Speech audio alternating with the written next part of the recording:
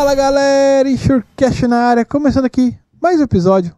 Eu, Rafael Bruno. E o Rodrigo Arasaki. E hoje recebendo aqui Priscila da Lockton. Muito obrigado, Priscila, por ter aceitado o nosso convite. Obrigada, boa noite. Obrigado. E antes de a gente começar o nosso bate-papo aqui, vamos aos nossos patrocinadores. Se você é do ramo de seguro de transporte, certamente já ouviu falar da Moraes Veleda. Temos o prazer de tê-la como nosso patrocinador. Hoje, a MV é líder de mercado no gerenciamento de risco e prevenção de perdas, sempre utilizando as melhores tecnologias sem deixar de lado a humanização no atendimento e execução de suas atividades. A Moraes Veleda possui uma software house pronta para desenvolver aplicativos personalizados para você ganhar tempo, reduzir custos e potencializar resultados. A Moraes Veleda vai muito além das soluções habituais, utilizando sua experiência de 23 anos para estar à frente das suas necessidades. Lá eles consideram que missão dada é missão cumprida. Valeu! Boa. Se você busca soluções especializadas em seguro de transporte, conheça os sistemas da NSTech, o NSSeg voltado para seguradoras e o NSCore, ideal para as corretoras.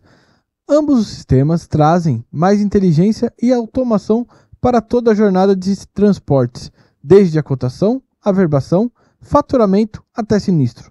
Simplifique seus processos com agilidade e precisão.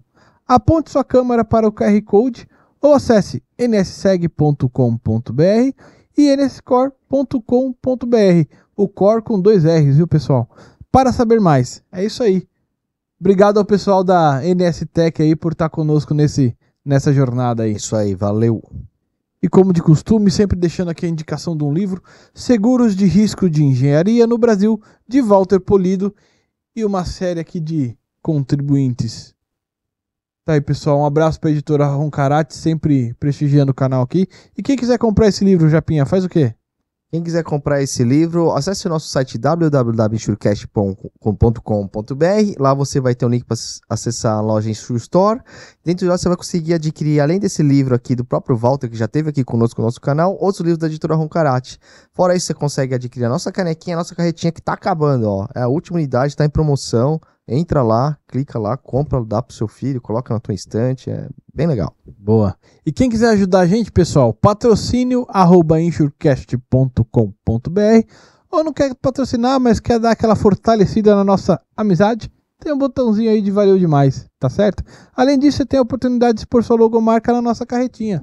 Faça como a Axis, a Insure Store, a Crona Gerenciamento de Riscos e a W4 Consultoria. Entre em contato com a gente desenrola essa parada, certo? O Rafa é bom, ajuda nós aí, gente. Galera, não deixe de deixar esse like maroto, compartilhar esse vídeo com os amiguinhos, se inscrever no nosso canal no YouTube e clicar no sininho, toda quinta-feira episódio novo no ar, beleza? Beleza, é isso aí, bora. Priscila, muito obrigado por ter aceitado estar aqui conosco, né? É um assunto que enfim... O Brasil não só o Brasil, o mundo tá mudando as suas estruturas energéticas, eu acho que vai ser bem bacana aí pro pessoal. Mas antes da gente entrar no tema, se você puder contar um pouquinho da sua história. Tá bom. Eu tô na Lockton hoje, eu sou diretora da área de infraestrutura e energia. Eu tenho mais de 25 anos de mercado, sempre trabalhei com grandes riscos, na minha formação de engenharia, eu sou engenheira civil. Comecei no seguro numa época, fazendo inspeção de risco, numa época que as mulheres não tinham a bota de segurança, você tinha que mandar fazer, porque você não tinha numeração pequena para a mulher, né? Então é um mercado que era bastante restrito, ainda é bastante restrito para a mulher, mas comecei fazendo inspeção. Fui trabalhar numa corretora de nicho depois, fui estagiária da Itaú Seguros, na época, depois da Itaú, e num programa que tinha lá de trainees, e depois eu trabalhei um tempo, 10 anos numa corretora nichada, especializada em infraestrutura. Passei por seguradoras, né? Fui superintendente técnica de seguradoras multinacionais, sempre também com corretoras multinacionais, e agora aqui na Lockton há 3 anos desenvolvendo a área de InfraPower.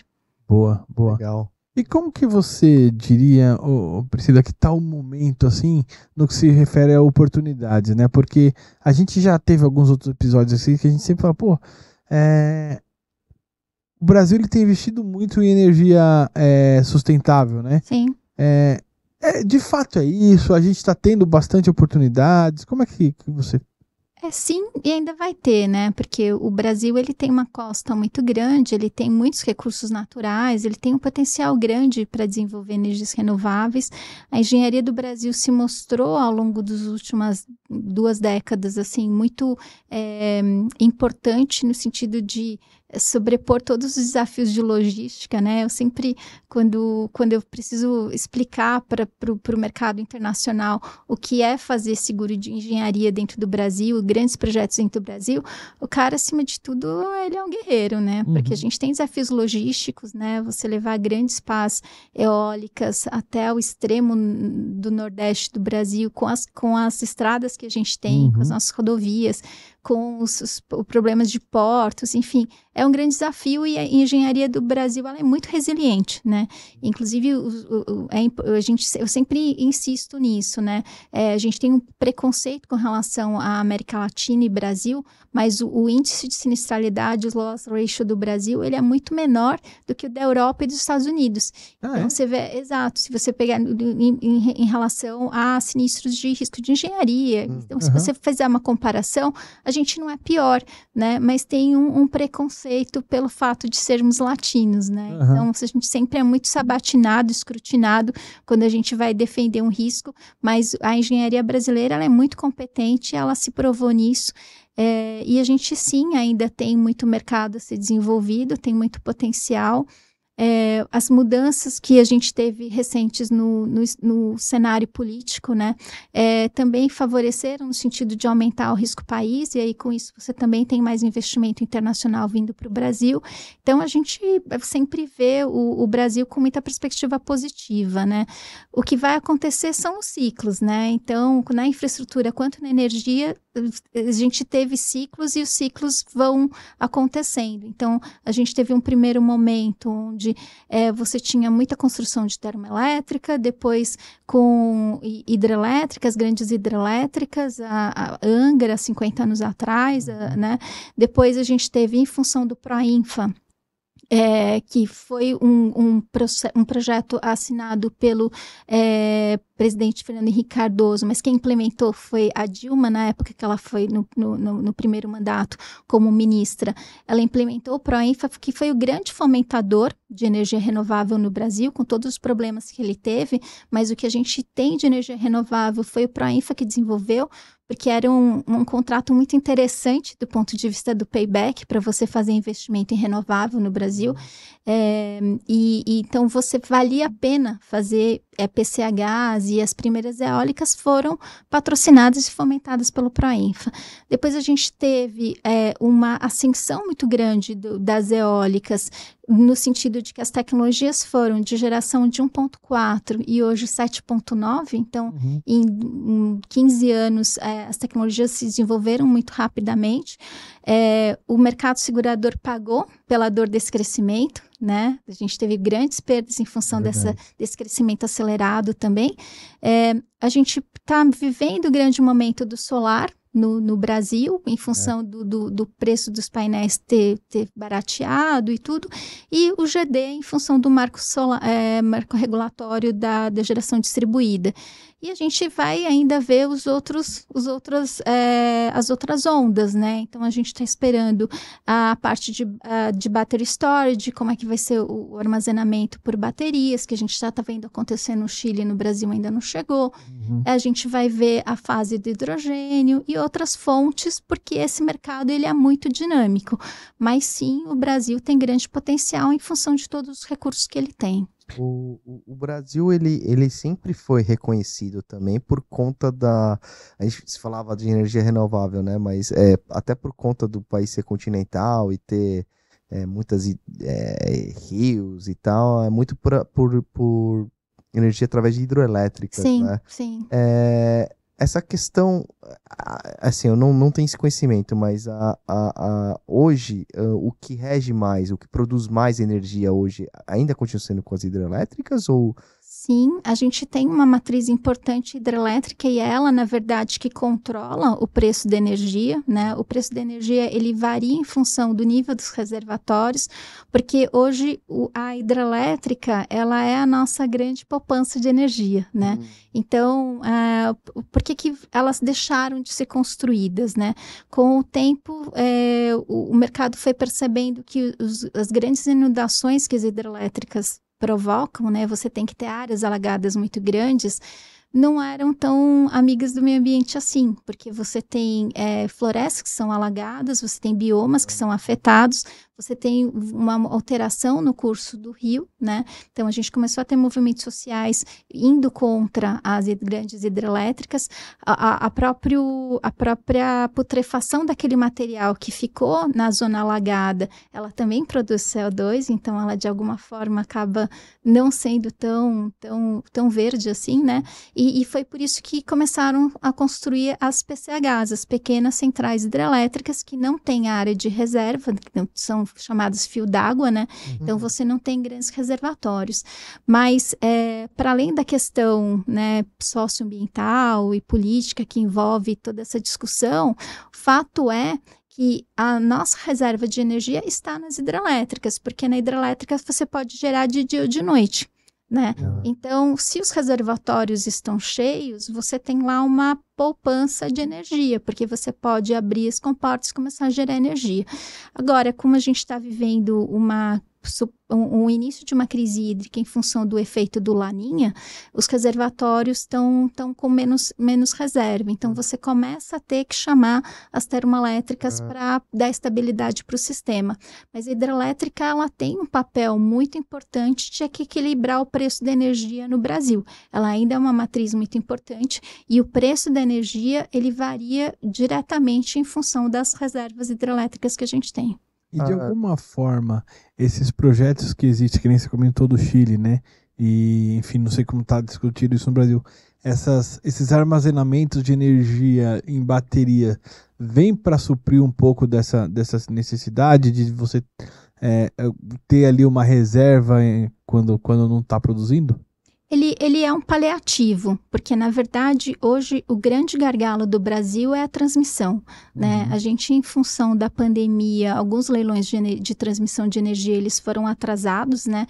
Então, hoje você tem muitos sistemas chamados isolados. Então, a Constituição brasileira, ela prevê que você tem que ter uma equidade de preço de energia para todo o Brasil. Então, quem controla o sistema é o ONS, o Sistema Integrado. Então, o ONS controla todo o sistema. A gente tem o SIM, que é o Sistema Integrado Nacional, que faz, e ele faz a gestão de quanta energia vai ser chamada em cada ponto. Quando você não tem uma rede que interliga todo o país, você tem sistemas como na região norte, que eles são isolados. Você não tem como levar energia para lá, nem trazer energia de lá. Por isso que lá você tem tantas termoelétricas, né? E da mesma forma, na região nordeste, né, que a gente chama o submercado nordeste, você tem muita geração de energia, porque você tem todas as eólicas, os grandes parques solares estão lá, mas você não tem capacidade de dar vazão para aquela energia. Então, o grande apagão que a gente teve na região Nordeste o ano passado mostrou que o sistema está colapsado para a transmissão. O problema não é gerar, o problema é transmitir. Então, se você tivesse uma capilarização de linhas, você conseguiria trazer essa energia e levar ela para outros pontos. Como esses projetos atrasaram muito, hoje a gente está vivendo naquela região um efeito que se chama containment, onde o mercado, o sistema integrado nacional, ele manda suspender a geração de energia, mesmo com sol a pino, mesmo com o vento torando, porque se todo mundo começar a gerar ao mesmo tempo, o sistema vai colapsar e você vai ter outro apagão. Né? Nossa, um excesso de energia. É um excesso de energia, exatamente. Você não tem capacidade de dar vazão. Então, esses projetos, eles estão em leilão, eles já vão começar a ser construídos, eles foram ganhos por grandes empresas de transmissão, de geração, enfim, e eles vão começar a ser construídos, mas eles vão demorar 1 ano e meio, 2 anos para ficar prontos. Até lá, o sistema tem que deixar de gerar, né, mesmo com muita capacidade de geração, porque hoje o sistema está colapsado, a infraestrutura de transporte de energia está colapsada. Então, de verdade, se a gente tivesse preparado nessa infraestrutura devidamente, a gente talvez não precisaria tanto do battery storage. Então, ele é uma solução paliativa, porque você usaria durante o dia as fontes de renováveis, que são a solar e a eólica, porque a eólica também gera energia à noite, né? Principalmente nas regiões do interior dali da Bahia. Mas você poderia usar outras matrizes, como a hidrelétrica, por exemplo, naqueles momentos de pico. Então, o sistema se equilibraria. E isso também mostra que a gente também precisa da térmica. Mesmo ela sendo uma... Ela é mais poluente. Né? Ela é mais poluente, mas ela traz estabilidade para o sistema. Ela é necessária. Então, quando você entende por que cada matriz existe, você consegue entender que elas são necessárias. Não tem vilão nem mocinho, né? Você tem que ter o equilíbrio. Você tem que ter o equilíbrio. O equilíbrio é o que vai fazer com que a gente não tenha nem colapso e também não tenha falta de energia. Entendi. Então por isso que existem os apagões isolados por região, né? Agora eu entendi. E essa ideia do investimento daqui 1 ou 2 anos das linhas de transmissões é interligar mais com o centro do país e o sul? Sim. O plano de desenvolvimento que precisa ser feito para a gente dar capacidade de transmissão a toda a geração instalada e a demanda necessária para o crescimento do país requer que você duplique a quantidade de linhas de transmissão que existem e que você duplique a quantidade de subestações que existem no Brasil. Caramba! Ele prevê exatamente a duplicação. Né? E isso nesse 1 ano e meio que você comentou, é esse projeto que existe ou não? Isso ainda São vários.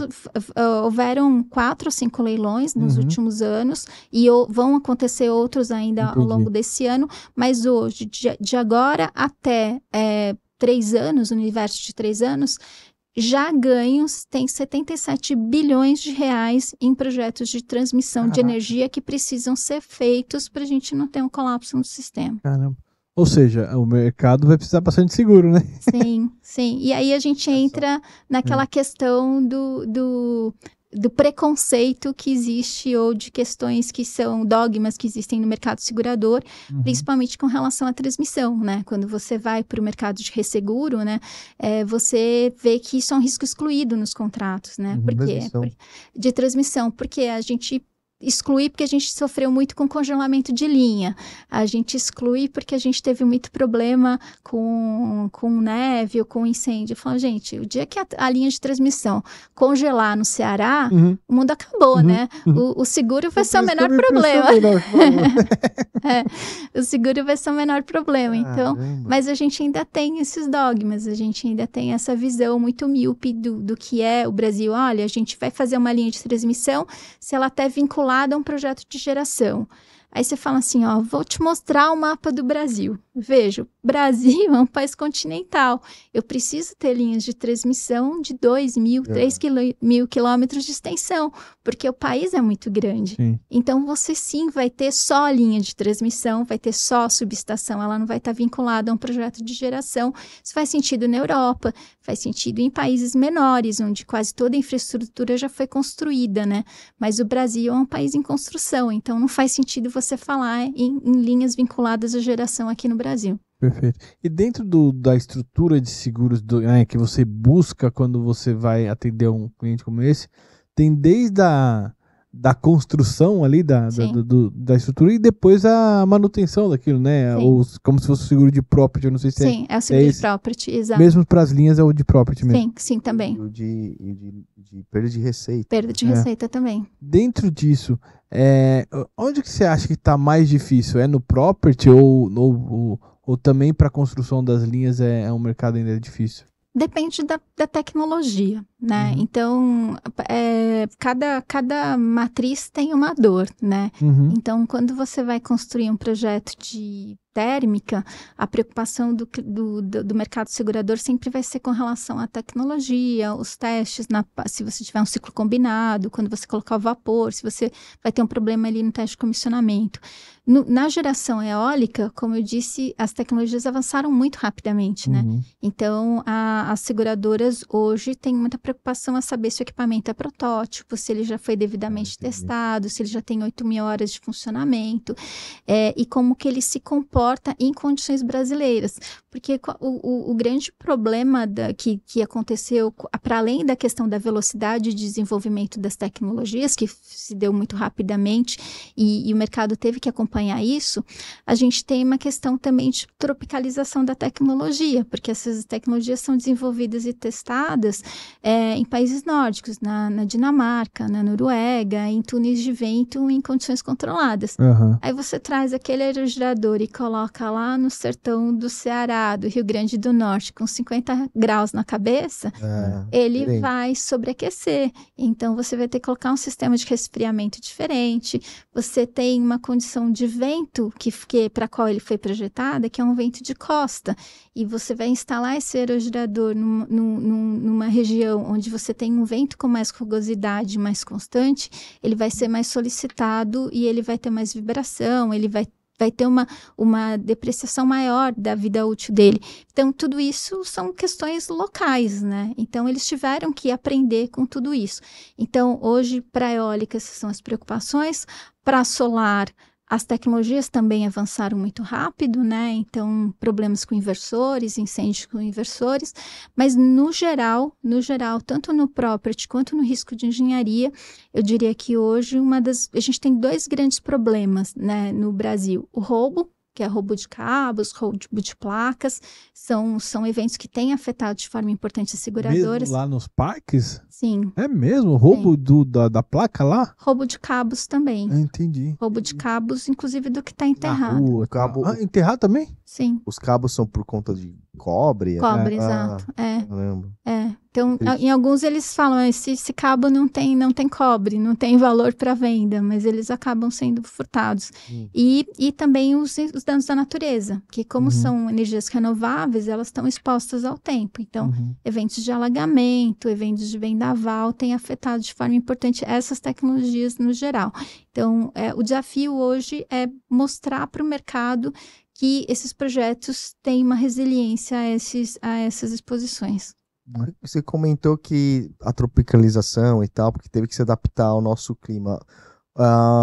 Com essa vinda dessa grande massa de investimento em energias renováveis, principalmente eólica e solar, eu acredito também que trouxe bastantes oportunidades também para empresas locais criarem isso, né? Hoje a gente se encontra fabricantes de pás e nacelles, hubs, as coisas hoje no mercado nacional, ou ele vem muito de fora ainda? A gente tem os fornecedores multinacionais que criaram fábricas no Brasil. Então, a Vestas tem uma fábrica no Brasil, que recentemente, salvo equívoco, ela vendeu para Goldwind. A Goldwind, que é uma chinesa, está entrando muito fortemente no mercado brasileiro. A gente tem fábricas de pás, a Aeris é uma grande fabricante de pás aqui do Brasil e ela fabrica sob demanda de encomenda dos grandes fornecedores, são a Vestas, a Nordex, né, a WEG, enfim. A gente tem empresas nacionais querendo construir também aerogeradores, que são a WEG, é uma empresa nacional, né, também se dedicando a isso. Sim, a gente tem fabricantes nacionais e isso é importante, principalmente porque a gente sabe que a reposição vai ser feita mais prontamente se a gente tiver a parte sobressalente todo aqui, né? E até manutenção, eventualmente, Sim, essas coisas assim. E deixa eu te perguntar, faz diferença também dentro desse escopo, o cara tá fabricando no Brasil, ou ser do Brasil, entender o clima brasileiro, você percebe alguma diferença nos sinistros? Determinado fornecedor acaba tendo mais problema em função do sobreaquecimento do que outro. Na verdade, o sobreaquecimento é um exemplo, né? Mas eles vão sendo identificados localmente. Então, por exemplo, e eles vão sendo corrigidos, né? Eles vão trocando o pneu com o carro andando, né? Então, eles vão sendo corrigidos à medida que eles vão apresentando essas falhas. Quase todos os fornecedores de tecnologia, eles têm um contrato de manutenção dessa tecnologia. Então, eles acompanham muito detidamente o que está acontecendo nela em cada região. E como eles têm um contrato de Full Service Agreement, que é de fornecimento integral da manutenção e operação dos parques, eles têm responsabilidade por fazer essa substituição. Então, eles também conseguem implementar melhorias imediatas ou propor melhorias para algumas tecnologias. Então, e o mercado segurador responde muito rapidamente a isso também. A gente sabe, quando a gente vai colocar um projeto novo, que vem uma anotação ali, olha, esse equipamento tem a peça XPTO que está travando não sei o quê. Por quê? Né? Aí você sempre vai querer entender qual que é a preocupação, qual que é a dor da seguradora, porque também ali já sinaliza que em algum momento houve um problema naquela tecnologia e a gente tem que trazer isso para o cliente também, né? E hoje para o mercado de seguros de engenharia ou próprio de energy, eu não sei se entra aí. É property, sim. É property, né? O eólico e o solar ainda estão com, assim, óbvio tem as restrições de cada um, mas é um mercado de mais apetite do que... Sim. A gente tem hoje, inclusive por políticas, né, de descarbonização e até de ESG, é muito midiático também, né? Tem um apelo midiático que a gente sabe. Olha, eu posso aceitar renováveis, mas eu não posso aceitar mais as que são de carvão, ou porque elas são mais poluentes. Então, enfim, você começa a ver que é um pouco de modismo, mas sim, a gente tem muitas seguradoras entrando nesse segmento e que tem bastante interesse, bastante apetite, porque ainda tem muita coisa para ser construída no Brasil, né? E no GD também, né? Geração distribuída também trouxe muito projeto para a mesa, muito negócio para a mesa, né? A gente tem grandes fundos internacionais, inclusive no nosso portfólio, com 16 bilhões de fundo aprovado para investir em geração distribuída, que são pequenos projetos.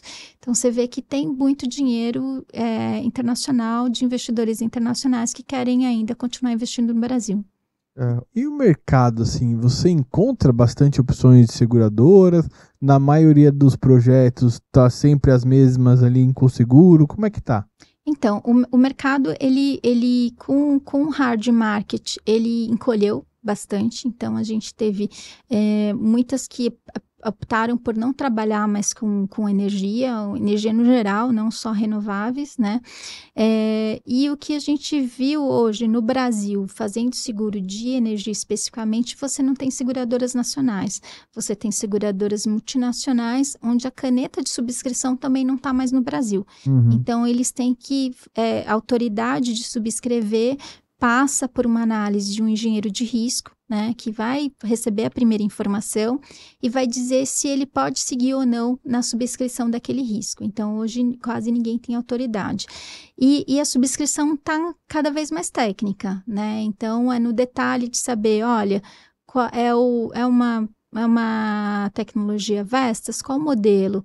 É a Vestas A, B ou C, tem certificação de tipo, não tem certificação de tipo, tem essa melhoria de implemento, e por isso a gente também teve que passar por isso. O grande corretor de corporativo teve que passar por esse movimento também, e por isso que hoje você vê nos grandes corretores as linhas de especialidades, que é no caso, na Lockton a gente tem a Specialty de infraestrutura e power. Você tem que entender daquele mercado, você tem que entender qual que é a diferença de uma tecnologia para outra, para você poder vender o risco e conseguir os melhores termos e fazer a explicação do risco da melhor forma possível para a seguradora e fazer com que aquele subscritor se sinta confortável em aceitar o risco, né? Nossa, tem que estar muito, tem que entender, tem que ler o manual, tem que comprar uma pá e ler. A gente estuda o tempo todo, né? E na questão do parque fotovoltaico, né? A gente a gente vê que tá tendo muita importação, a gente que é do ramo de transporte, a gente vê muita importação, né? Sim, Chegando sim. muito transporte, muita parte logística de compra e venda de parque solar. O mercado nacional ainda está assim, o governo está incentivando muito ainda nos dias atuais? A gente não tem grandes subsídios, né? A gente não tem grandes subsídios para o desenvolvimento. A gente tem, e é interessante, isso também é um movimento muito de quem é que financia isso, né? Quando eu comecei a trabalhar com seguros lá, quando Jesus passou pela Terra, os bancos que desenvolviam isso eram o BNDES, o Banco Mundial, o BIC, o BID, eles eram os grandes fomentadores de infraestrutura no Brasil. Depois disso, você teve os fundos. Então, hoje você tem fundos, por exemplo, a gente representa o GIC, que é o Green Investment Group, que é um fundo que só desenvolve energia renovável, né? Então, você tem os grandes fundos ou lançamento de debêntures para financiar esses grandes projetos também, né? E tem algumas poucas linhas, né, que são dedicadas a bancos locais. Então, o Banco de Desenvolvimento do Nordeste é um desses bancos que tem uma linha subsidiada para apoiar esses projetos. Banco do Amazonas também tem uma linha. Enfim, mas você também vai ter hoje mas não esses são os que a gente sabe que tem algum subsídio, algum suporte do governo. E o BNDES também, que tem uma linha muito grande aprovada, hoje tem uma diretoria dedicada ao processo de transição energética também, mas em linhas gerais o próprio mercado tem se estruturado com soluções financeiras diferentes para financiar esses grandes projetos. Além do que os investidores são todos multinacionais, né? Nossos clientes são todos empresas multinacionais. Como é que funciona, assim, do nascimento até a colocação em si do seguro, né?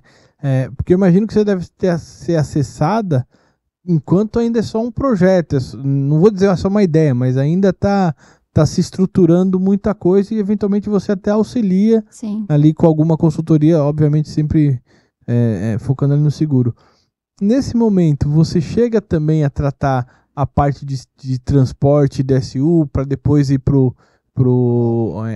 traz sua galera de transporte, vocês vão lá junto conversar? Sim. Como é que funciona isso? A nossa análise, né, eu diria que o grande sucesso que a gente teve, por que a gente cresceu tanto nos últimos anos, porque a gente tem uma visão muito do negócio, né? Uhum. Então, por exemplo, a nossa análise vai até os tempos de recorrência que o cliente vai ter no projeto.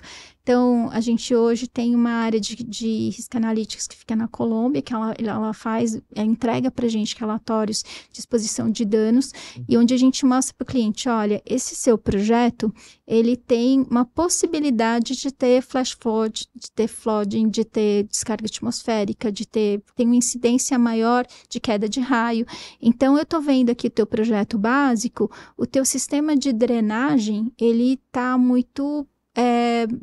com um período de recorrência muito baixo, a seguradora vai pedir alguma coisa maior. Então, a nossa intervenção é nesse sentido, até de fazer melhorias nos sistemas protecionais para, inclusive, evitar esses eventos climáticos. Se ele está mais preparado para um alagamento, se ele está mais preparado para uma descarga atmosférica que possa afetar o parque, a gente vai fazer essa sinalização. A gente vai montar o pedido de acordo com toda a informação técnica que o cliente coloca, e a gente também coloca todos os seguros ao longo da vida do projeto. Então, nós oferecemos e recomendamos fortemente que o cliente faça, assim, todos esses seguros de transporte com DSU, principalmente para equipamentos críticos, que são os transformadores, né? Hoje, um transformador, se você tiver uma perda durante o transporte, né, você vai demorar de 14 a 18 meses para ter um outro transformador de volta no projeto. Né? Isso significa você ficar, né? Isso assim, 14 meses para construir um novo transformador, 2 meses para levar ele até a planta, né? Que são 2 meses ali a 40 km por hora com o batedor, para levar ele lá para cima, né? Às vezes sai do sul para ir para o norte. Exatamente, né? 2 meses para chegar, né? Então, se ele danificou quando já estava perto do projeto, 2 meses para descer, mais 14 meses para reconstruir, mais 10 meses para subir de novo, mais 1 mês e meio, 2 meses para testar, comissionar, energizar, e ali já se foram quase 24 meses de perda de receita, né? Então, a gente faz, sim, todos esses cenários de perda. A gente mostra para ele, ó, Se isso acontecer, se der um ruim aqui, quando você estiver transportando, você vai perder tanto. Se der um ruim quando você estiver descarregando ele na planta, você vai perder tanto. Se der um ruim quando você estiver transportando esses equipamentos, ou se o container onde estão, sei lá, 300 milhões de painel solar afundar no meio do mar, você também tem um atraso proporcional a essa geração de geração de receita. Enfim, a gente sim trabalha em todos os cenários de perda, inclusive para ele saber quanto seguro ele tem que contratar, né? Porque a principal pergunta dele é quanto que eu vou contratar de limite, né? Então, para isso, a gente tem que fazer o cenário de perda. Porque assim, às vezes, até para quem não tem muito costume, né? Quem não é muito do ramo, um gerador, normalmente, aí você me corrige se eu estiver errado, ele é feito para aquele projeto, né? Ele foi encomendado, porque não é que tem estoque lá que o cara vai mandar o tempo, vem a encomenda, ele começa a ser fabricado, leva esse tempo que você falou, e aí se acontece outro problema, provavelmente a fábrica tem outros projetos na frente, Exato. Muita dificuldade envolvida, né? São trafos de grandes, né? Porque são projetos muito grandes. Então, um trafo de 400 kVA, você não acha ele pronto ali para vender, né? Ele vem em 3 carretas, né? Então, não é... E ainda vai para aquelas questões que a gente sempre ouve no mercado, quando a gente vai fazer a colocação do seguro de property, né? Eles perguntam pra gente, mas o cliente tem um trafo reserva, né? Para mitigar o risco de perda de receita. Eu falo, gente, ele tem lá no armarinho dele de bagunça, ele tem né? A gente fala de brincadeira. Né? Mas não é assim, gente. Um transformador de 400 kVA é uma coisa muito grande. Mesmo você ter um reserva, demanda você ter ele conectado e mantido, né? Porque ele tem muitos, né? Tem toda uma estrutura, ele precisa ser mantido. Não adianta assim, deu que pegou fogo aqui nesse, eu vou tirar aquele, colocar outro, conectar, plugar e funcionou. Não é assim. Então, o que a gente também vê do outro lado, né, da parte das seguradoras, é muito desconhecimento, né, com relação ao que é solicitado. Então, a gente, eu visito todos os nossos projetos, a gente visita e vai a todos, onde for, a gente sempre está na estrada. E a gente recomenda que as seguradoras façam a mesma coisa, porque quando você vê o tamanho de um transformador de 400 kVA, você nunca mais vai me perguntar se eu tenho um transformador reserva. Mas, nossa, e assim, quando, na verdade, assim, os projetos, quando já estão em andamento, e aí existe um parque eólico, por exemplo, né? Você tem uma extensão, né? Você vai criar mais uma planta do local, naquela mesma região, Sim. né? A questão do transformador, o risco cai um pouco por conta que sempre vem aquela pergunta, né? Esse transformador ele suporta caso não sei o quê, né? E aí a gente estava falando muito que agora há fabricantes de pás e outros equipamentos aqui, né? Tem uma rede autorizada, assistência. Essas mercadorias, elas não devem ser da mesma forma que demora para se projetar igual um transformador, mas ela entra como um item crítico? Os sobressalentes, hoje, os grandes contratos de Full Service Agreement, que é o que os fornecedores oferecem também para o cliente, no caso do eólico, eles consideram também que ele tem que manter uma quantidade mínima de sobressalentes para caso ele tenha uma emergência. A gente lê todos, né, os contratos de FSA, inclusive para a gente poder fazer a colocação. Então, a gente, ao longo do tempo, a gente foi vendo que com o objetivo de reduzir custos, alguns são mais abrangentes do que outros, né? Mas, via de regra, os sobressalentes estão contemplados nesses contratos, né? O grande dificuldade hoje, para quem é gerador eólico, é quando você tem aerogeradores que já entraram em obsolescência, cujo fabricante não está mais no Brasil, ele fechou a operação e ele foi embora. Então, você já não tem muitos sobressalentes, e se acontecer de você ter uma perda total naquele aerogerador, o máximo equivalente disponível tem o dobro da capacidade de geração dele. Então, você tem, por exemplo, parques com equipamentos de 1.4. O próximo maior disponível é de 3,5. Isso dá problema? É porque você vai colocar no lugar onde tem um, você vai colocar praticamente dois. Então, toda a estrutura que você vai levar de cabeamento de infraestrutura, ela teria que suportar aquela capacidade adicional. Tem que trocar tudo. Tem que trocar tudo, ou trazer uma paralela. Então, assim, hoje o grande desafio dos parques mais antigos é fazer um planejamento de risco para um eventual, um caso mais crítico de você ter que substituir todo o equipamento, ou considerar qual seria o melhor equivalente para fazer aquela substituição. É isso que eu ia falar, e até já fazer um plano de substituição, Exato. porque em algum momento vai acontecer, né? Sim, o fato é que aconteça e você vai ter que fazer essa mudança. Como funciona a policy para seguro nesse caso, em relação a esses parques já antigos, já? Eu juro, eu não sei, tá? Não sei nada mesmo. Desculpa se estou falando besteira. É uma policy de property, né? Sim. Depois já de construído, já tá lá rodando lá há 10 anos. Ela é uma policy renovável por vigência? Sim, anual. Anual. Sim. E aí o risco vai piorando com o decorrer dos anos? Como que o pessoal enxerga isso, o mercado enxerga? Na verdade, não. O que vai acontecer é que à medida que o equipamento vai depreciando, isso acontece com qualquer tecnologia, ele nunca mais vai receber o valor de novo, né? Ele vai continuar recebendo o valor atual. O risco vai diminuindo. Ele vai diminuindo porque também o ativo foi depreciando. Perfeito. Então, o que a gente sempre recomenda para o cliente é que ele faça uma avaliação patrimonial para ele não ter rateio, para ele não ficar sujeito a uma avaliação subjetiva da seguradora na hora do sinistro. Então, a avaliação patrimonial ela é muito importante nesse momento, justamente para ter certeza de que ele vai receber o quanto que aquele ativo vale, né?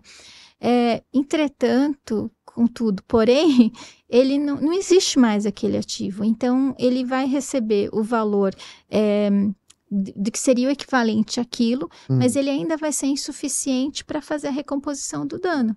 Porque Então, o outro maior equivalente mais moderno. É mais moderno e ele vai incluir muitas outras melhorias que não aquela. Então, ele tem que se preparar para isso. Ele tem que se preparar para essa transição. Então, hoje a gente já fala em alguns fabricantes que vão trabalhar na retrofit de parques, justamente para fazer essa modernização, para trazer as tecnologias para patamares mais modernos e dar uma sobrevida para um parque. A expectativa de vida útil de um parque de geração eólica é de 20 a 25 anos. Fora do Brasil, o que se faz? Eles são implodidos e você constrói um outro ou você não constrói. Mas no Brasil já se fala em aproveitar as estruturas como torre, fundação e você trocar só nas CLs se houver uma compatibilidade ali de projeto, né? Mas a gente hoje já ouve falar em retrofit de parques eólicos para ter essa modernização. Porque até as pás mudou muito a tecnologia das pás, né? Antes era uma, hoje uma consegue substituir a outra, não tem esse tipo. Então, tudo isso tem que estar dentro de um plano aí de retrofit, né? Os próprios equipamentos, né? Eles antigamente, eles não tinham dentro do próprio, hoje os equipamentos novos, a gente acabou de colocar em operação um deles, que dentro do próprio aerogerador ele já tem um anemômetro, e esse anemômetro já permite com que ele vá em busca da melhor eficiência do vento e ele já programa digitalmente a direção das pás para que ele tenha a melhor performance, né? Então, hoje, essa digitalização das tecnologias fez com que eles tenham performance muito melhores, Perfeito. né? Não, e influencia até, eventualmente, no cálculo de perda de receita, né? Porque ele tá muito mais eficiente atualmente, né?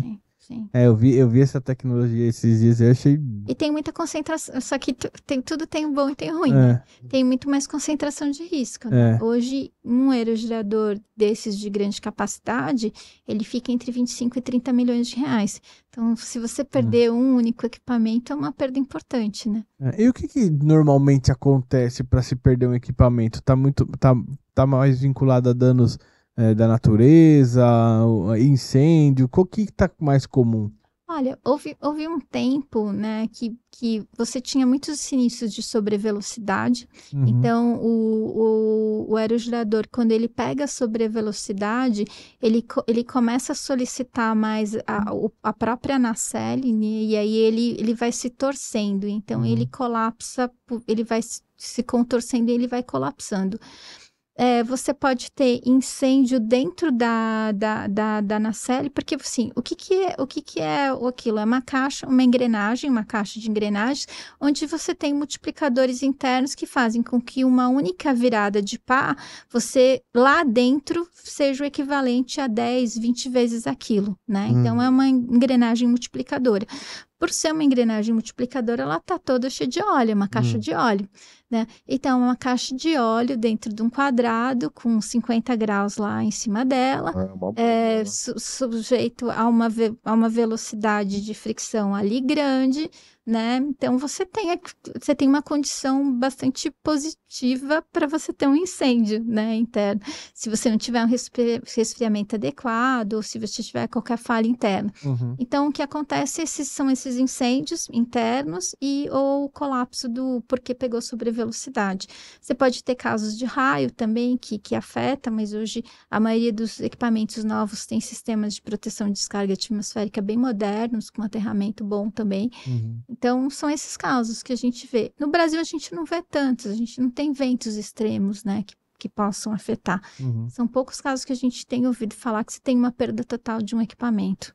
Hoje o melhor local para se construir é no litoral mesmo, no Brasil, assim. Hoje o melhor lugar para se construir é no corredor de ventos da Chapada. Ali a gente tem um corredor de ventos muito eficiente, onde venta o tempo todo, e quase todos os parques que estão naquela região, eles têm uma performance muito acima da média. Interessante. E quando você fala dos produtos ofertados pelas seguradoras, e aí eu vou até fazer um paralelo com o pessoal do Aero que teve aqui, que eles comentaram o seguinte, que às vezes o produto que a gente recebe não está aderente na hora da necessidade, acaba separando ali os bons dos ruins, enfim. Quando vai pro eólico e pro energy em geral, ao longo do tempo, assim, mudou muito o produto, é um produto que é aderente aos segurados, segurados tendem a contratar, gostar, enfim. Isso também é muito da mão do corretor, né? A gente precisa trabalhar sobre demanda. Então, nenhum seguro de grande risco, ele é massificado no sentido dele ser escrito na pedra. A gente tem muita personalização do wording, e depende muito do que o projeto demanda. Então, você vai ter sempre o corretor pedindo uma cláusula particular que é específica para aquele projeto, em função de como que vai se dar a transferência do risco, né? Então, recentemente, a gente colocou para um grande cliente a primeira apólice de risco de engenharia, que tem o risco de engenharia com o primeiro ano de operação numa única apólice. A gente se usou da nova circular para poder fazer isso. Então, legal. É uma única apólice, só tem um número de apólice. Ela foi feita com 2 sessões. Ela tem 2 sessões. Por que precisava isso? Porque a gente precisava que a transição da entrada em operação fosse muito imediata e a gente não podia ter nenhuma zona nebulosa entre o fim do risco de engenharia e o início do risco operacional. Então, foi um case, foi super interessante. Demorou 6 meses para colocar. É isso que eu ia falar. E o convencimento disso? Quanto tempo? Não, foi assim, foram 6 meses de colocação do risco.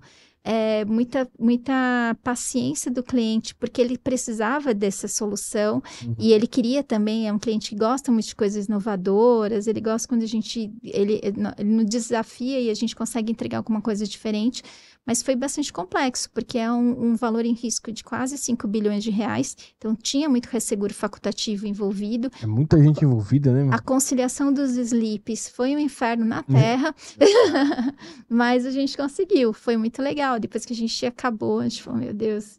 E aí, quando você faz um projeto como esse, você atua em todas as vertentes, ou seja, bota a galera de resseguro para trabalhar junto, enfim, porque tem que conferir tudo no fim do dia para não dar conflito, né? Esse no fim é o papel da specialty. A especialidade tem essa função, a gente entender o risco, montar o pedido, colocar as cláusulas necessárias para aquilo que o cliente precisa. Então, se tiver, o banco exige uma cláusula particular, a gente tem que colocar, e a gente vai para o mercado de retail e de resseguro ao mesmo tempo. E a contribuição com os colegas da área técnica, porque a gente, no fim, é relacionamento, a gente é client face, só que a gente também ajuda. Então, como eu também fui de seguradora, né, eu já sentei em seguradora, eu não consigo ficar quieta, né, então eu vou ficar lá. Mas, assim, a gente respeita muito e sabe que quem está fazendo o placement é o time de placement, mas o que a gente puder de contribuir para explicar o risco, explicar o que a gente quer, explicar por que precisa. Olha, Pri, tem esse ressegurador que está pedindo para incluir esta cláusula particular. A gente pode conviver com ela? Deixa eu ver. Cara, não dá. Essa daqui não vai dar. Então, eu vou ter que tirar ele. Vou ter que colocar o outro. Então, é aquele Lego lá de fazer a composição. E tem coisas que, de repente, dá. A gente fala assim, pô, tá difícil de integralizar, vamos entender. Dá para chegar no meio do caminho desse wording, da gente ter uma coisa mais ou menos, não tanto para ele, nem tanto para a gente, porque a gente sabe que se a gente aceitar de um ressegurador, a pólice toda vai ter que seguir essa mesma norma, né?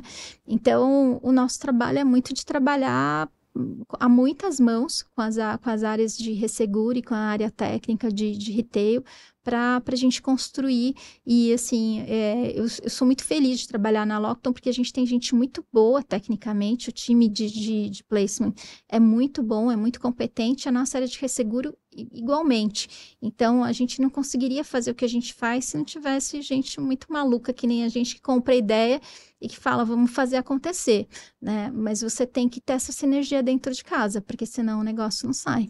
E como que é lidar isso do outro lado com o cliente? Porque o cliente está te demandando uma solução e tem hora que você falou que não vai dar. Há um certo entendimento técnico assim, em geral do cliente, de que ele viaja, acha que é possível tudo. O cliente de infraestrutura, no geral, ele é um cliente que ele não gosta de ser enrolado. Né? Então, a gente fala assim, você tem que ser muito assertivo com o cliente para o que dá e para o que não dá. Né? Então, o corretor que trabalha com o grande risco e que trabalha, ele não pode ser aquele corretor Silvio Santos, né? Não dá para você dar um somebody love nele. Você tem que falar, o que dá para fazer é isso. Se você quiser, isso aqui vai custar mais. Isso é o que a gente consegue entregar.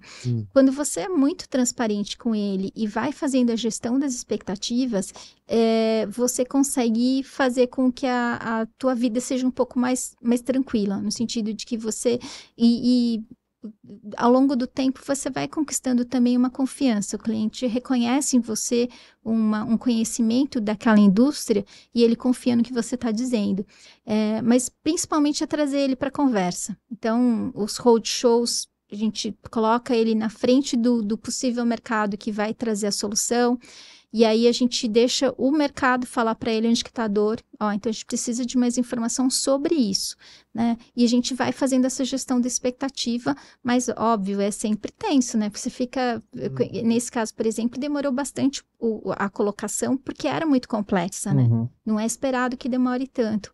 Mas, no fim, a gente teve um cliente super feliz, super orgulhoso, né? E foi que valeu a pena, né? E mais do que complexo, foi algo meio que inovador, né? Meio não, né? É totalmente inovador. Sim. Então, tende a ter um trabalho maior de convencimento ali, né? Não, e o bom é que foi sob demanda dele, né? Ele que pediu essa solução também. Ele falou, se tivesse a solução seria o ideal.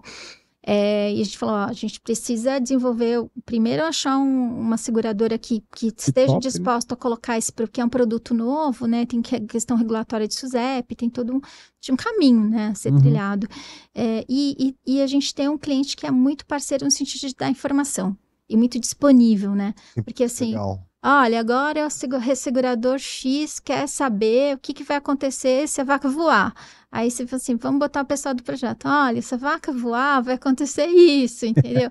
Então, você tem que ter essa parceria.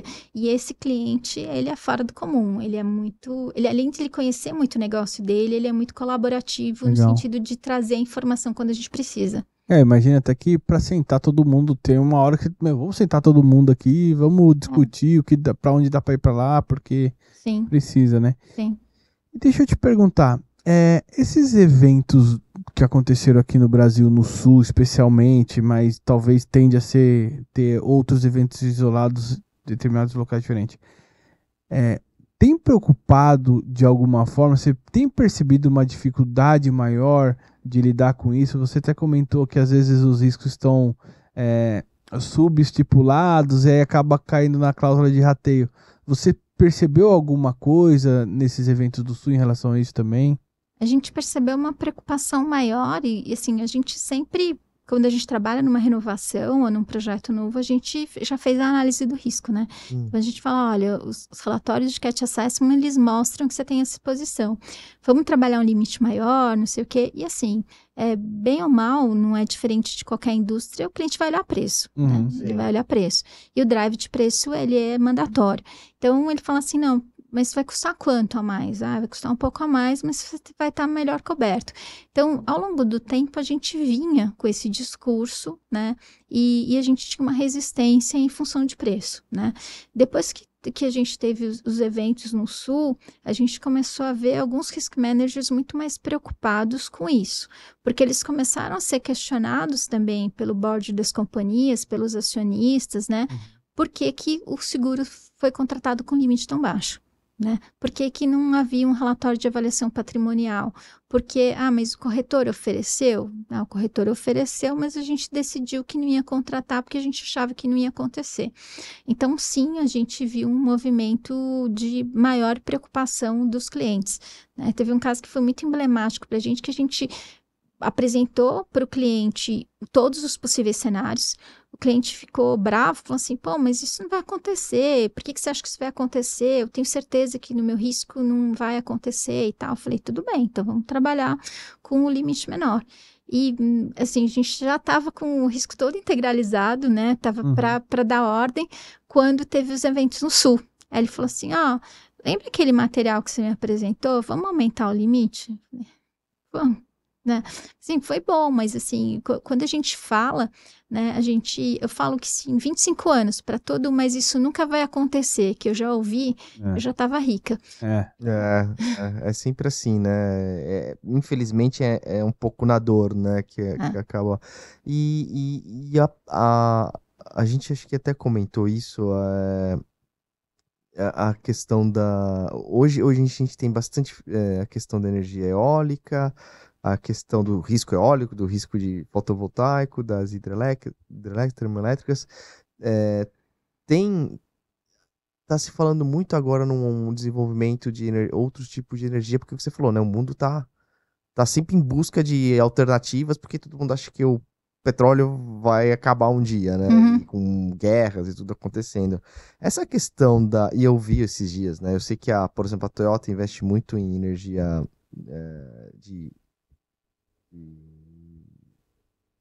esse é o nome. Hidrogênio. Hidrogênio. Sim. Eu vi BMW agora que vai lançar carros a hidrogênio, né? Isso você acha que vai virar uma tendência daqui para frente, a tua visão? E que tipo de preocupações um subscritor tem que ter em relação a isso? Assim, como toda tecnologia é uma tecnologia nova, a gente ainda não tem grande conhecimento.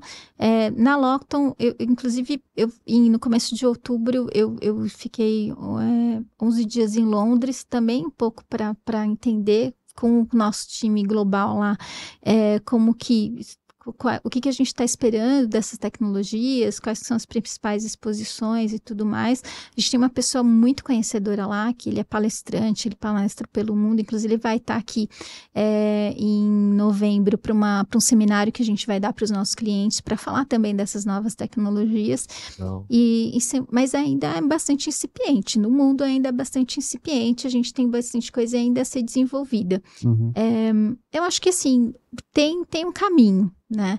Hoje, o grande problema que a gente tem com as baterias é a questão de que o combate a um incêndio, ele é muito complexo, né? Você hoje não tem...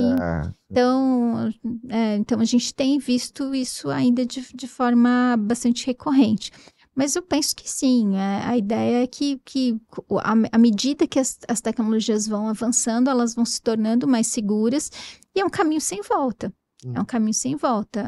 A gente vai ter que, em um momento, substituir o hidrocarboneto, né? Vai acabar daqui a um ano? Não, ainda tem uma década, pelo menos, para isso acontecer, 2, eu diria, porque a gente ainda precisa do hidrocarboneto, né? E, ainda mais no Brasil. O Brasil foi construído em cima de rodovias. A gente tem modal ferroviário que não faz sentido nenhum num país continental, né? Como o nosso.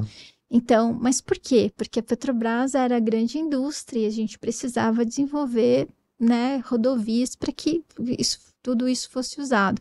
Então, a gente ainda tem um caminho a percorrer. No Brasil, a gente ainda está muito novo o marco regulatório do hidrogênio verde, faz um mês só que ele foi aprovado, né? Então, a gente ainda tem questões regulatórias para saber de meio ambiente, de licenças, como é que elas vão se dar, mas a gente sabe pelos nossos clientes que já tem budget aprovado para quando isso finalmente acontecer, esses projetos começarem a ser construídos no Brasil. Nossa, que legal, que legal.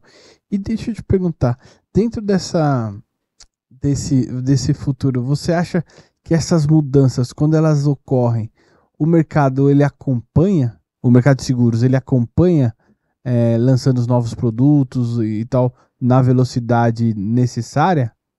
Ele é muito reativo, né? A gente não vê um mercado muito inovador, né? Ele é muito reativo, também pelo que eu disse, né? Porque as canetas não estão no Brasil, né? Quem tem autoridade de subscrição, as autoridades de subscrição ficam fora do Brasil e a gente tem um mercado europeu, de resseguro europeu, que é muito preconceituoso com relação ao mercado latino.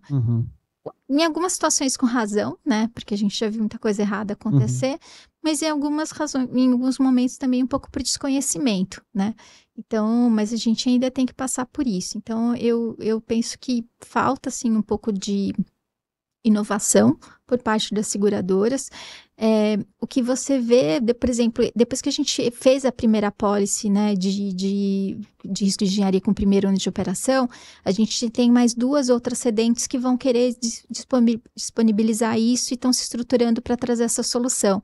Porque era uma demanda que havia do mercado. Só que enquanto ninguém romper a inércia e fazer o negócio acontecer, fica todo mundo na zona de conforto, né? E aí o que eu sempre falo, né? Se a gente não fizer alguma coisa diferente para atender o cliente, a gente vai virar dinossauro. E os dinossauros foram extintos, né? Então a gente tem que entender o que a gente vai querer ser, né? E só por curiosidade, essa apólice, né? Ela foi feita aqui no Brasil, óbvio, mas ela já existia fora do... É a gente que ficava meio restrita a isso. Sim, e a desculpa, a gente não a regulação não permite, a SUSEP não vai deixar. Fora do Brasil, elas são relativamente comuns, por isso que a estruturação dela foi até que tranquila, né? Na América Latina elas já existiam também. Então, a gente comentou aqui, até o Walter, quando esteve aqui falando da regulamentação, ele é bem crítico que as seguradoras estão demorando muito. Isso, Walter, muito tempo. Mas até não entraria naquela... mas é isso que ela comentou. Qual é o número? Eu nem lembro. Ixi, você sempre pergunta e você sempre nunca lembra. Mas, eu também não vou lembrar, eu vou falar errado. Não, mas mas já tá regulamentado. Então. É só... E aí você imagina num projeto como esse, o cara que tá começando já tem o engenharia, o property e o transporte junto. né? Amanhã, né? Já tem Não, três, é e que assim, o problema, são eu exceções, acho. né? Não, sim, exceções, mas eu acho que a alocação disso na carteira da companhia Não, mas aí SUSEP, você sei lá. separa dentro do Eu não, próprio. não sei. Eu não... É igual uma apólice de operador portuário, por exemplo. Ela tem 3 seções diferentes, mas Porque no segmento de energy, o Elcar, que é da indústria de petróleo, ele já tem essas seções. Ele já cobria desde a fase de fabricação, depois a montagem, a parte de lançamento, né, das plataformas, e ele também já tinha uma seção de responsabilidade civil. Então, sim, é uma questão de trazer a solução, de querer trazer. É fácil? Não é fácil. É o que a gente falou, foi um sufoco a gente colocar, teve vários desafios, a gente tem certeza que dá para melhorar muito, que né, as próximas vão ser muito melhores, mas enfim, a gente vai pagar o preço de ser a primeira também, então sempre vai ter que falar, poderia ter sido melhor aqui, óbvio que poderia, tudo pode sempre ser melhorado, né, mas... a primeira é a base, né? A primeira é a base, então assim, a gente mesmo faria muita coisa diferente, já teria feito uma outra completamente diferente, mas é sob demanda, né, se a gente tem a solução, o cliente vai falar, poxa, eu quero também, porque faz muito sentido para mim. E só para não ficar sem resposta, a resolução 407 de 2021, Japa. Foi lá no nosso canal, né? Boa consulta, boa consulta. Lá no YouTube, isso. Insurecast. Boa. E Priscila, tem alguma coisa assim que você acha legal comentar ainda, que a gente ainda não... Acabou que não falou ainda dentro desse tema? Eu acho que, assim, essa parceria do cliente com o corretor, ela é fundamental, né? A gente sempre brinca, eu fiz uma palestra na BGR recentemente, né? Que os clientes, a gente estava falando dos desafios de colocar o property, né? E aí eu perguntei para eles quantos deles adoravam preencher questionário de informação, né? Todos eles odeiam, né? Óbvio, né? Mas eu falei assim, cara, é ali que a gente tem informação. A gente não tem como criar informação. A gente precisa do cliente para criar informação, para ter informação e ter toda a documentação probatória para ir para o mercado. Então, quanto mais próximo e uma relação de confiança você tiver com o teu corretor, com o teu consultor de seguros, vai fazer toda a diferença para você entender de fato o risco. Porque às vezes a seguradora vai te sobretaxar por desconhecimento. Sendo que é uma informação que estava muito facilmente ali, mas alguém não disponibilizou. Então, eu acho que isso. Hoje a gente tem muita coisa para fazer. Tá atento ao que está acontecendo no mundo, esses eventos de clima, então a gente também tem se adequado, entender que sempre dá para melhorar e fazer alguma coisa diferente, porque senão a gente vai cair no mais do mesmo e a gente vai, como eu disse, vai virar um dinossauro lá na prateleira. Então é isso, é sempre inovar. E às vezes a inovação não é uma coisa super sofisticada, né? É fazer o básico, fazer alguma coisa no simples, tá a sofisticação, né? Não precisa ser nada muito mirabolante, né? Você conseguindo fazer a vida do cliente mais fácil, ele já vai super te agradecer e ele vai ficar com você enquanto ele puder. Tem nada mais gratificante que isso, né? Ver o cliente também satisfeito, né? Porque o que o cliente quer? Ele quer pagar pelo prêmio do seguro, receber uma pólice correta, no prazo, não é? Isso. E quando tiver um sinistro, ele conseguir receber de acordo com aquilo que está no contrato. Num prazo razoável. Se tudo isso acontecer, não tem por que ele não ficar satisfeito, né? Eu diria que onde a gente se perde é nessa falha de comunicação, de não falar para ele que tem coisas que não vão estar cobertas, né? Porque aí você também falou, isso aqui não está coberto, você vai ter que fazer gestão desse risco. E você achar que nunca vai acontecer o sinistro e você não precisa ter essa conversa difícil. E você só vai ter ela na hora do sinistro. E o cara vai se sentir enganado, ele vai sentir que você faltou com ele, faltou com a verdade. Quando, na verdade, você achou que ele ia ler a pólice e ele não vai ler. Pois né? Então, eu acho que é um pouco disso, de você ser muito transparente, muito honesto com ele e falar assim, isso aqui não tem cobertura, e não tem porque é você, não tem porque não tem porque o mercado não tem apetite a esse risco. Então, essa parte você vai ter que fazer o contingenciamento, você vai ter que fazer toda a mitigação. Quando você tem essas conversas bastante francas com o cliente do que é a parte dele, do que é a sua parte, você consegue resolver, eu diria que grande parte dos problemas. Legal. É isso. Bom. Priscila, muito obrigado. Que aula que você deu aqui pra gente hoje, hein? Aula mesmo. Boa. Obrigado por ter aceitado. Eu que agradeço o convite, foi bem legal. Também gostei do bate-papo. Não, a gente agradece. Você comentou no início que tem nas redes, né? Isso, é verdade, eu tinha esquecido. Do seu trabalho social lá. Trabalho social, Pão por pão, não é isso? Vou vender meu peixe aqui. Claro. Quem quiser me seguir é @pão_por_pão. É um trabalho social onde a gente dá curso de pães, de culinária em troca de cesta básica. A gente junta mochilas, material escolar para pessoas em condição de vulnerabilidade. Agora a gente está na coleta de brinquedos e doces para o Dia das Crianças. Que legal. Então, na verdade, eu sou o meio do caminho. Eu ajudo as ONGs que me chamam quando elas têm alguma ação pontual e elas vão fazer um trabalho de levar as crianças da comunidade para o Parque da Mônica. Então, elas conseguiram os ingressos do Parque da Mônica, mas tem que dar um lanchinho. Elas falam assim, Pri, eu preciso de 20 lanchinhos. Aí, o meu trabalho é fazer os lanchinhos, e levar os lanchinhos no dia. Então, eu sou o meio do caminho ali para fazer, mas eu acho que é importante. É muito pouquinho, né? Eu acho que a gente sempre pode fazer mais, mas é um trabalho que me deixa bastante feliz, né? Eu me sinto muito realizada quando eu consigo fazer. Boa. Legal, Priscila. Sigam lá, é Pão por Pão lá no Instagram. Pão_. Isso aí vai estar aparecendo aqui no GC, com certeza. Galera, obrigado. Recados finais aqui. Não deixe de se inscrever no nosso canal no YouTube, deixar aquele like maroto, compartilhar esse vídeo com os amiguinhos e clicar no sininho. Toda quinta-feira episódio novo no ar. É isso aí. E sempre lembrando, pessoal, Enxurcast é um projeto pessoal meu e do Rodrigo. Nada que falamos aqui tem a ver com as empresas que a gente trabalha ou que já trabalhamos. É isso? É isso aí. Priscila, obrigado de novo. Obrigado. Obrigado, Priscila. E parabéns pelo trabalho lá, viu? Obrigada. Muito bacana. Obrigada. Até mais, pessoal. Até a próxima. Tchau, tchau.